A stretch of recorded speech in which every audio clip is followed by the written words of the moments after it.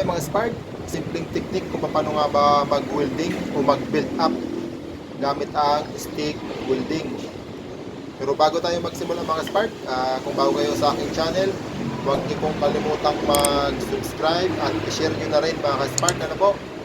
Ngayon mga spark, sa pag-welding ng ganito, syempre meron naman tayong iba-ibang technique. Mga kababayan natin na welder, may kanya-kanya naman tayong technique. Ngayon, ang technique ko naman dito mga spark, sa pag-welding ng ganyan, pag-build up, ay yung zigzag na pag-welding para mas madali ko siyang mapunuan. Ngayon syempre dahil makapal siya mga spark, dahan-dahan lamang yung baba ng welding rod.